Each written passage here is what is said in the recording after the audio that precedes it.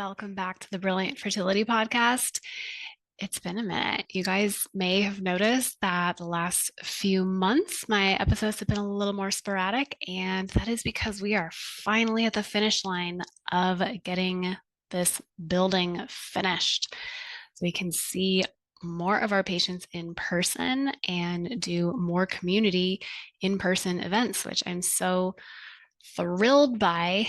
And part of the reason I'm telling you this is because holy crap, my nervous system has been flooded these last couple of weeks. The timing of the finishing up of this building in terms of where we were with other things going on in life with trips planned and my kids' soccer schedule and like all the things. It was kind of like everything everywhere all at once, and not in the fun movie way, but very much in the like, okay, all of it's happening, all of it's right now. And I have been needing to use all of my nervous system regulating tools.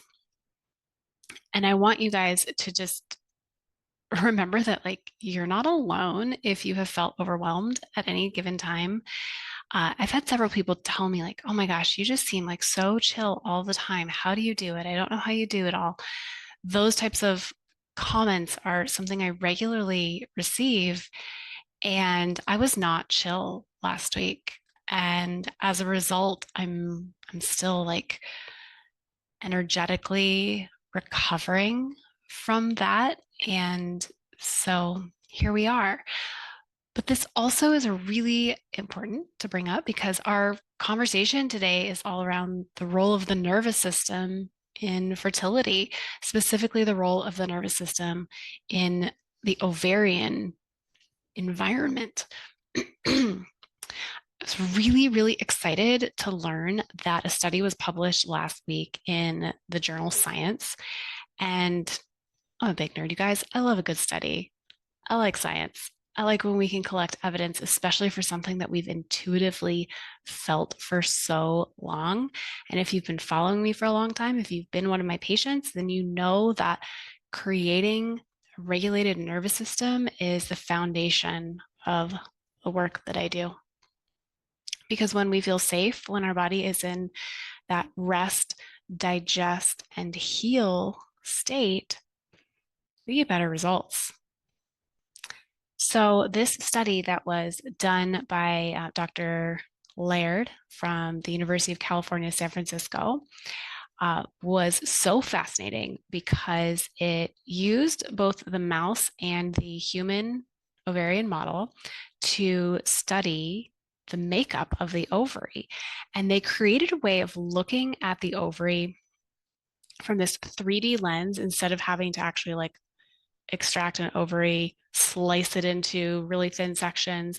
They actually created this 3D model, and I'm linking the study in the show notes so that you can see this picture because I thought it was really cool, so that they could really understand what was this ecosystem in the ovary. They used to think that the ovarian cells were kind of just evenly distributed. So the oocytes and the follicular cells that surround them were just kind of evenly distributed throughout the ovary. But what they found was that the oocytes actually existed in little clusters, and that with age, the concentration of the oocytes in those clusters declined. But what was groundbreaking about this study, not just the way that they could image the ovary, but was the other support cells that they found within the ovary. That was very surprising to the scientists, but I think also if you've been in the world of fertility for a long time, it's like, well, surprise, but not such a surprise because we know that there are so many factors that influence fertility. So one of these groundbreaking findings was the presence of glial cells. Now, glial cells are a cell that has been pretty well studied as part of the nervous system. Different from a neuron, which is like our main nerve cell, a glial cell is a support cell. So it helps with creating the myelin that covers a nerve. It helps to give nourishment to the neurons, helps with cleaning up the debris that accumulates throughout the day. And knowing that we have this type of support cell in the ovary gives us a much better understanding of what other important things are happening in the ovary. The other groundbreaking piece of this study was the finding of the sympathetic nerve endings.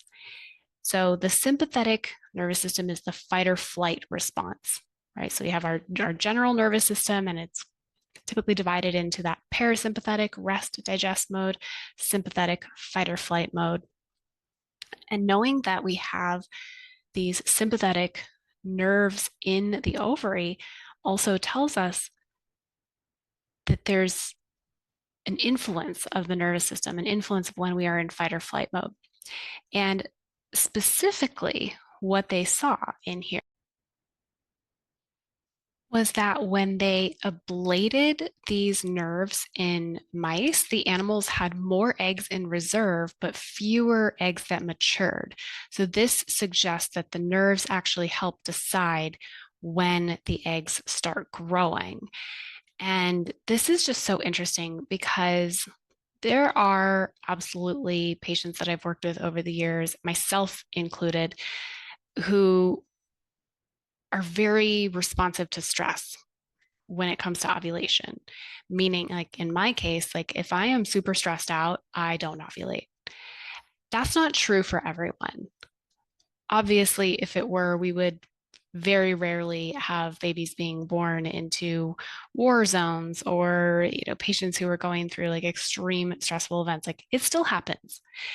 But for those who have felt like, gosh, I know that there's this connection to stress, I'm not sure if it's true because we haven't had good quality evidence for it. This is a piece of evidence that tells us we're not crazy. It certainly is a part of the picture. And there are some people who seem to be more sensitive to stress and ovulatory dysfunction than others. Maybe we have a higher concentration of these nerves. Maybe there's more flooding of cortisol into the system. Has yet to be determined. I'm just kind of spitballing out loud like what my hypotheses would be. And as you can see, like I'm kind of excited about all the potential research that could come from this one study. So what does that mean if you've now linked, okay, well, we've got these sympathetic nerves in the ovaries. We know now more than ever that stress plays a role in ovarian function. And if we're not ovulating, it's certainly pretty difficult to get pregnant. So having that correlation between stress and infertility could give us more to work with. And it certainly is giving the scientists more information on how to develop treatments for people who have accelerated ovarian aging, who have high stress and anovulation. Well, what do we do about that now? This has been a foundation of my work for years now, as I realized at a certain point in practice, maybe around 6, 7 years ago, like we could be doing everything right in terms of eating well, exercising, taking the right supplements that we have evidence for, and still not getting the result. And what I observed in the majority of these patients was that they did perceive quite a bit of stress in their life, or even in the ones who would say like, I don't know, I don't think I'm stressed, but we would either run an adrenal panel to see what their cortisol level, what their circadian rhythm of cortisol output was, or look at their heart rate variability or their carbon dioxide tolerance. Is their body was telling us it was perceiving stress, even if they weren't consciously like mentally processing that they were feeling stress. Their body was actually telling us, yes, help, I am stressed. And it's important to acknowledge that not everyone will perceive stress in the same way. And some people have adapted to this hustle culture that we live in such a way that they're like, this is just all I know. So it's not a high stress subjectively, but objectively, their body is sensing that. So I observed that there were different types of how humans perceive stress, how that was affecting their body, and beginning to understand, well, what were at the root causes of that stress. Was there trauma? Was there, adaptations, coping mechanisms like perfectionism, people pleasing? These all can play a role in how we, like, what is our output during stress, and how we gently unwind that. So with the nervous system tools that I use in practice, we have to really be able to match the situation and know that there's not any one perfect tool for every single person in all times. We need to have a whole toolkit. And within that toolkit, I have a lot of different practices and resources that I give my patients and my clients. And this is something that's woven throughout the work that I do. It's woven throughout the Brilliant Fertility Program. And some of my favorites I will link in our show notes today in the 5 quick and easy tools for regulating your nervous system. I almost couldn't believe that I hadn't done a podcast episode on the nervous system alone yet. But maybe, again, it's just because it's woven throughout what I do. And I was just waiting for this study to come out. I didn't even know it yet, proving that there is this really important link between the nervous system and the ovaries. But let's talk a little bit more about what's happening when we are in that fight flight mode physiologically. So when our body acknowledges that we are in a stressful state, we see an increase in adrenaline. So the neurotransmitters epinephrine and norepinephrine and the hormone cortisol. We see a shift in blood flow. So the body is preparing to flee, then we're going to see a shift to blood flow going to the skeletal muscles, going away from the reproductive system, away from the digestive system. It's going to prioritize like the heart, the skeletal muscles, the brain for that short term, like narrow focused, like go mode, right? And because we are such a unique species, we're the only species that can have our sympathetic nervous system activated by something like an email or a text message, and different from other animals, other mammals who activate that mode only when there's a true threat. We have adapted to perceive threats in different ways. And we also remember trauma in different ways than animals do. So when we have a stressful event happen, even when it's done, it's like part of our brain is still in that mode looking for the danger, right? Whereas a zebra, it's like, the lion jumps out of the bushes, the zebra sees it in the peripheral, and it's going to bolt. And then once it's safe, it's like, oh, okay, I'm good. But it's not constantly scanning for the danger. Whereas humans can adapt in such a way that we will start constantly doing that. And it can be unconscious to save us some energy in some ways, but it's also just using energy in the background. If you think about in your computer operating system, and if you have 50 tabs open, your computer just runs a little slower because there's all this energy being used behind the scenes, even if you weren't consciously aware of it. And that's part of what happens with trauma, and why people who've experienced trauma tend to be in this fight or flight state, or freeze or fawn. I am like grossly oversimplifying it for the sake of a podcast, but we will trend in that direction as a form of survival. And so when we are in that survival mode, we see a change in the blood flow. We see a change in inflammatory cellular activity. So the different inflammation markers that are released when we are in chronic states of stress can eventually change cellular function. It can change how our immune system functions. And so for my patients who have experienced a lot of trauma, and some of them, the trauma has come from their fertility journey, from all of the different ways in which, unfortunately, our needs are neglected in reproductive health care, that we tend to build up more stress.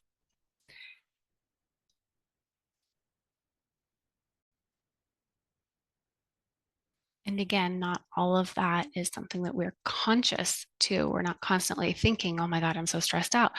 But there may be other patterns that we can begin to witness and observe that give us clues as to what our state of stress looks like.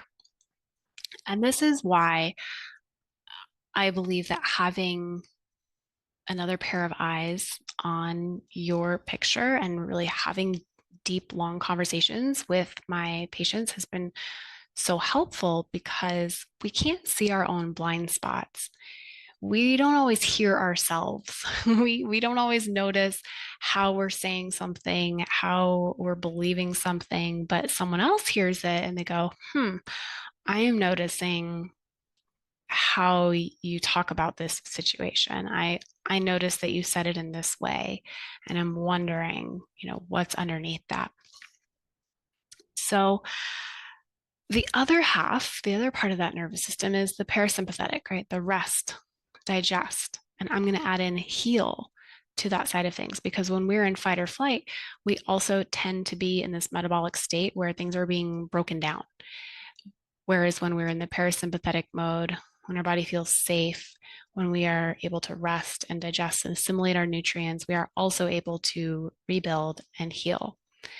So I'll be so interested to see the direction that this research with the sympathetic nervous system and the ovaries goes, because I'm deeply curious about the role of both parts of the nervous system.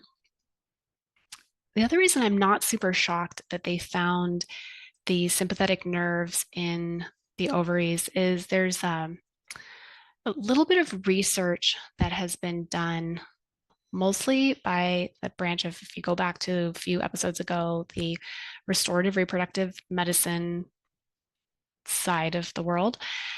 Within that modality, that group of physicians who has focused on restorative reproductive medicine, there's a physician out of New Jersey named Jerome Check, who has done a little bit, not vast research into sympathetic tone, and especially in women who've had autoimmune issues, mental health issues, recurrent pregnancy loss, and actually prescribing these women ADHD medications like Vyvanse and Adderall to increase their sympathetic tone, which creates more cellular stability.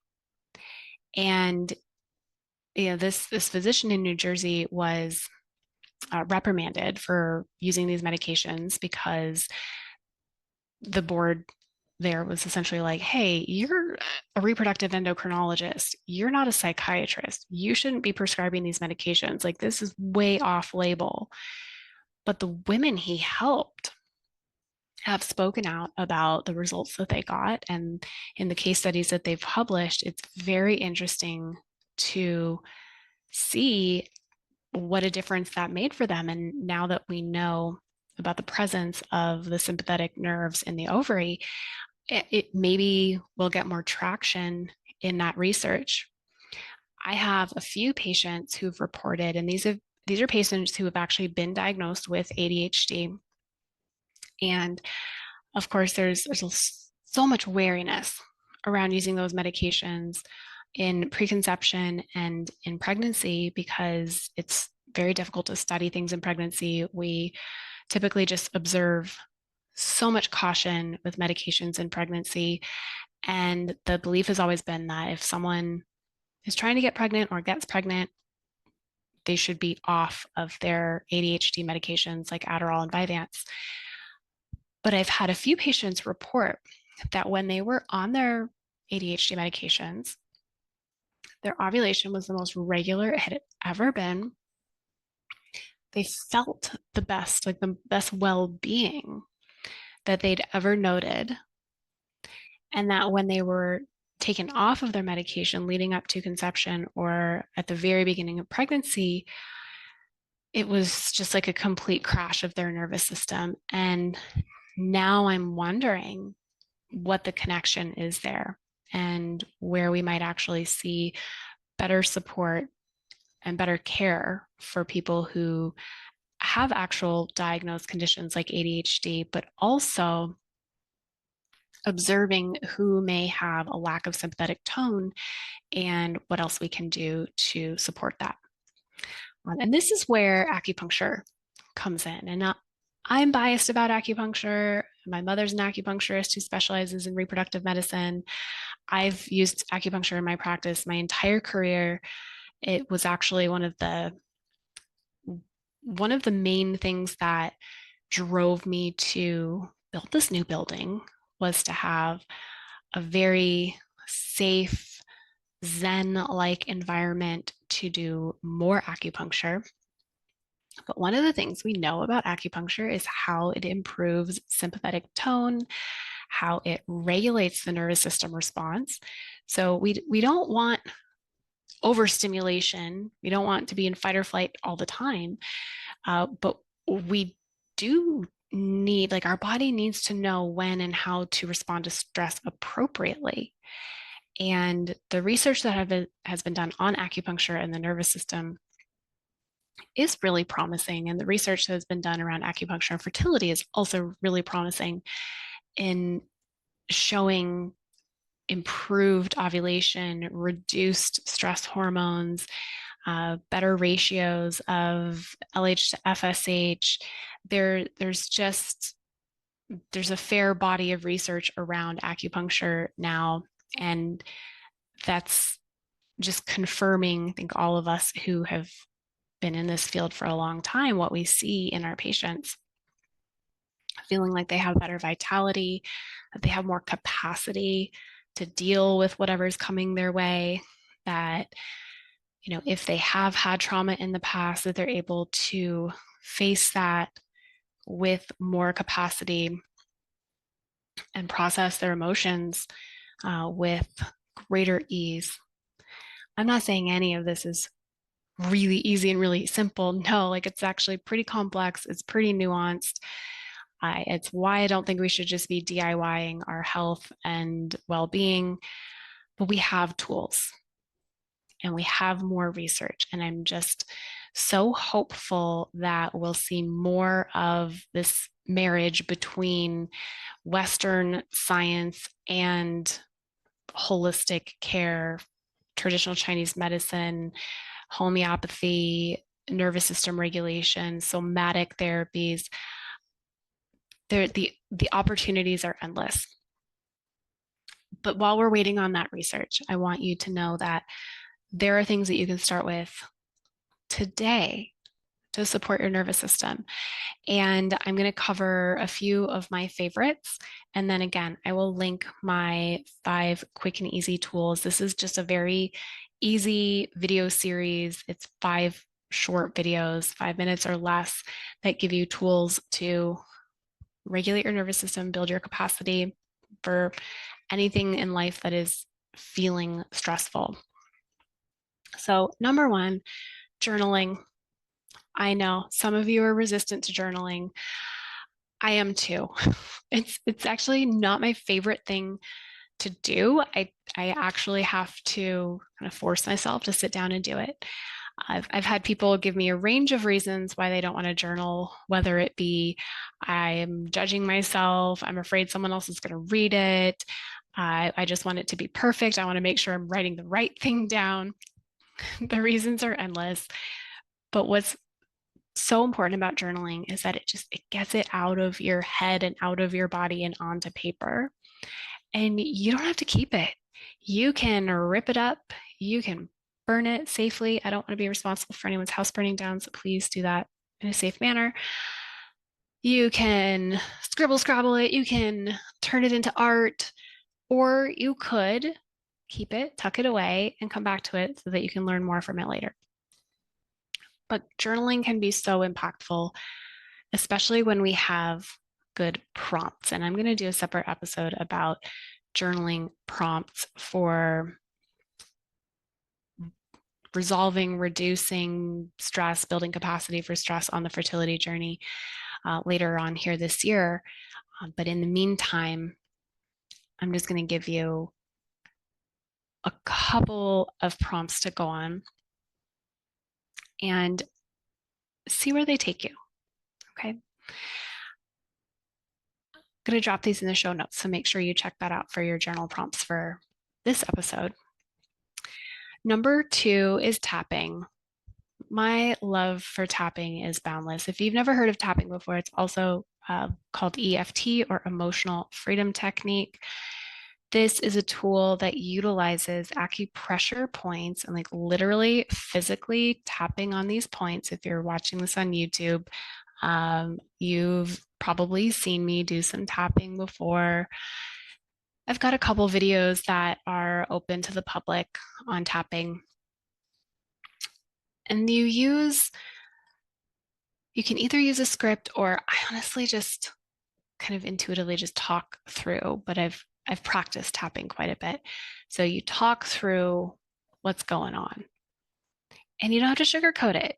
You don't have to use toxic positivity. You can just say things as they are true for you, and notice how the intensity of your feelings around them change as you're tapping.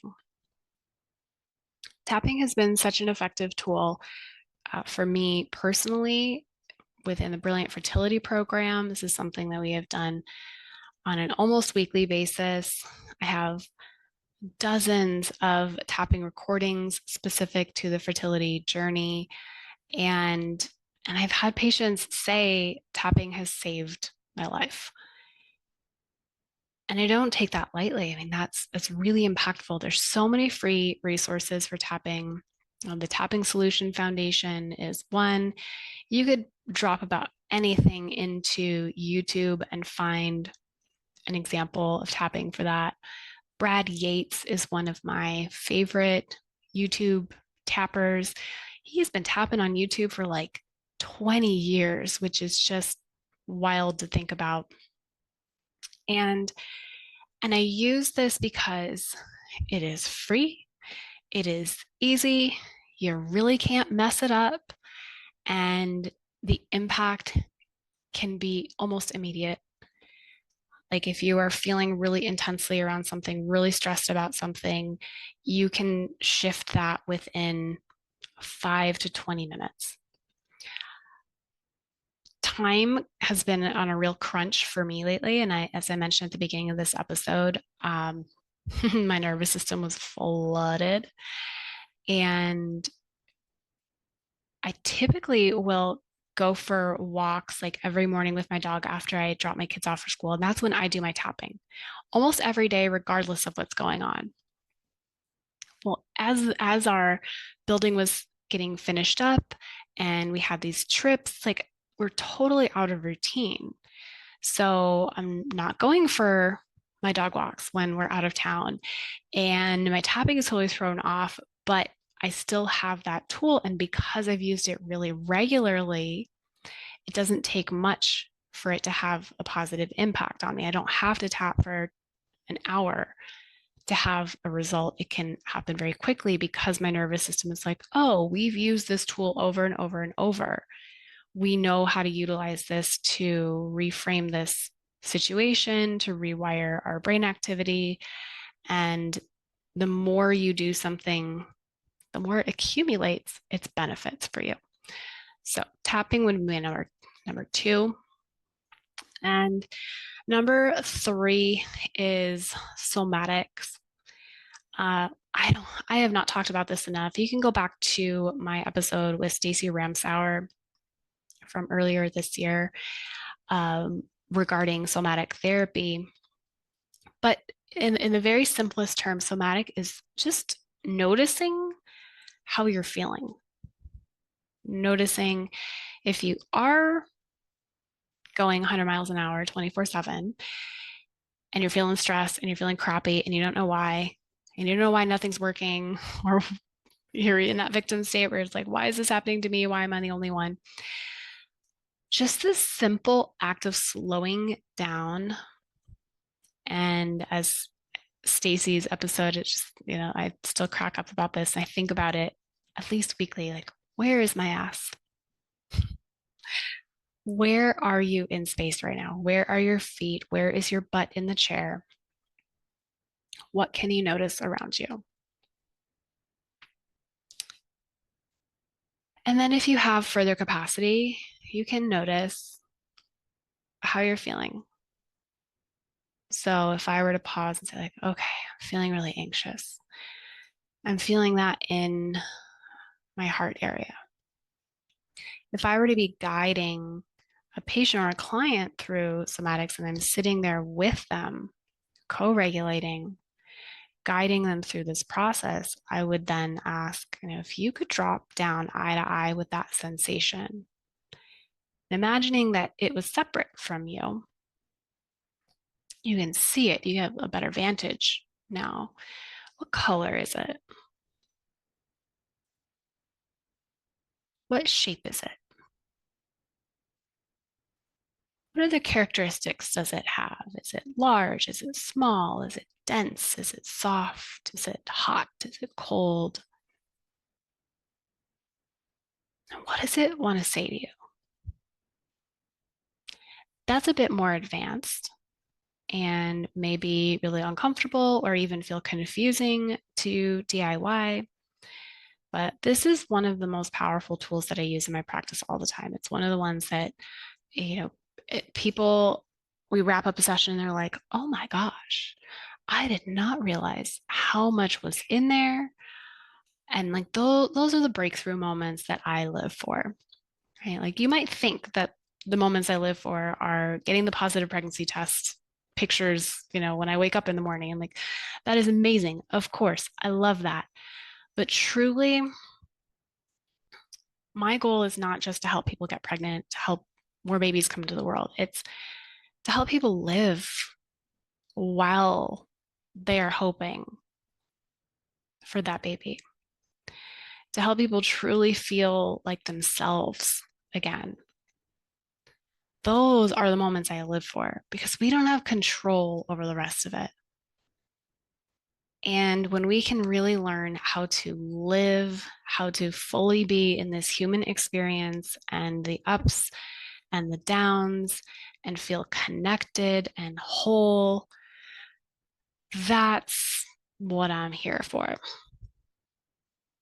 And that's where I think the nervous system tools, learning how to regulate your nervous system, learning how you respond to stress and what your body needs to respond to stress are absolutely vital foundational pieces of any fertility journey. So as we wrap up here, I just have a question for you to sit with. And if you want to chat about it, send me a DM on Instagram. But how do you perceive stress? What is your relationship to stress? Just sit with that. See what comes up.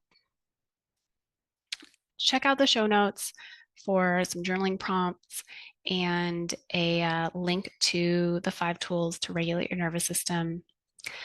We are so very close to taking new patients. In the new space, I am still seeing people virtually, and I'm seeing all of my OGs who have been with me throughout this past year of limbo for acupuncture. Thank you. Thank you for being with me.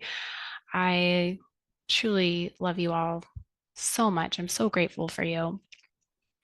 And I'm so excited for this next chapter. I'm so excited for the next chapter of research into the reproductive system. I'm so excited for this new building, which we have started moving into. So many good things. And also, sometimes life is a lot. I hope these tools give you some more ease in life. I'm sending you so much love as always, and I'm here for you.